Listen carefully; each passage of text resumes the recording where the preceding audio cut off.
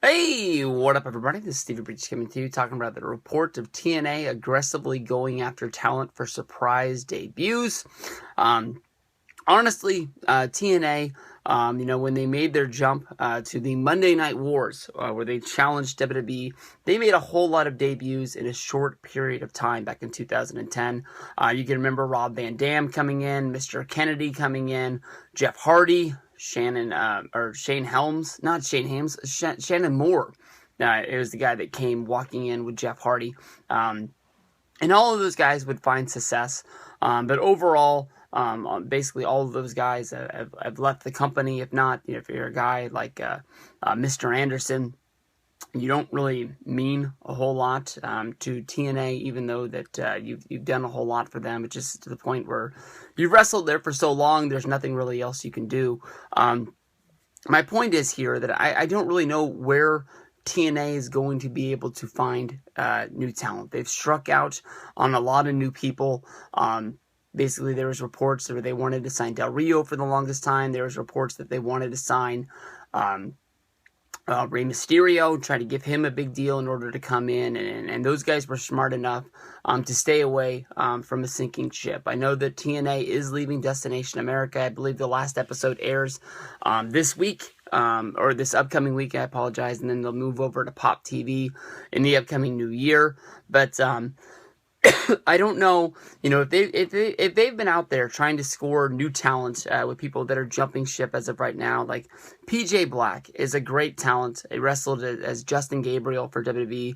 This is a guy that just left his Global Force Wrestling deal to go wrestle for Lucha Underground, the same place that Rey Mysterio finally signed with after being with AAA for a long time.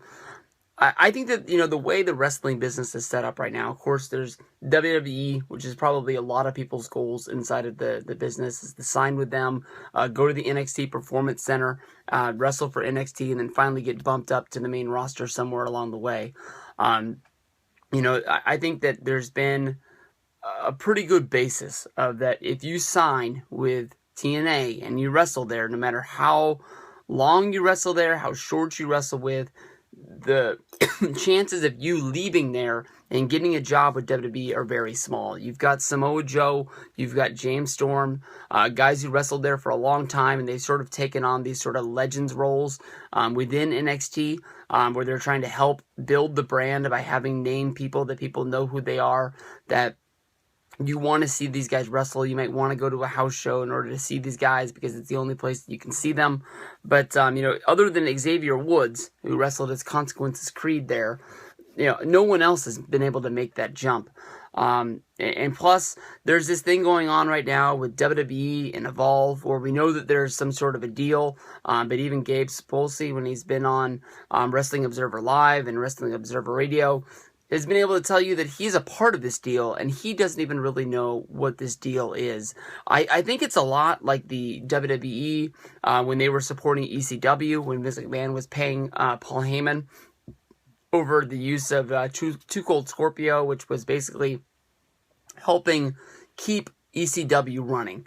And basically Vince wanted to help ECW run because they needed somewhere for superstars to evolve before he can bring them in. And basically the Performance Center is big. I mean, the Performance Center is basically maxed out. Think of how many people that are signed, that are wrestling there. Think of when you watch Breaking Ground, how many people are actually in there. It's not just the roster of people that you see on NXT each and every week. There's people that they're bringing over from India to see if maybe there's a chance of guys coming in there. There's people that come from the NFL that maybe they can use them and find some wrestling talent in these guys and teach them to be superstars. I think that as of right now, they're using Evolve as the breeding ground for where these guys are going to go. And even if you look at, when Vince was keeping WCW alive, or ECW alive, a lot of the ECW talents weren't even signing with WWE. If you think of all the big ones like Sandman, Raven, Stevie Richards, Perry Saturn, all of these guys, Maybe it was WWE didn't want them, but it seems like they were the big stars from ECW. All of them ended up signing and going to WCW.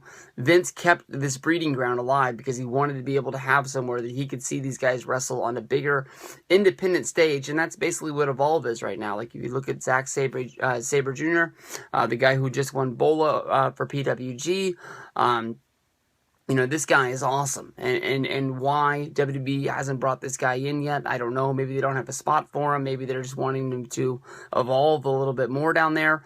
I don't think that anybody who wants a chance to go to WWE to make that big WWE money is going to take the chance of signing with TNA because of the fact that that's going to keep them on a list where WWE probably doesn't want them anymore.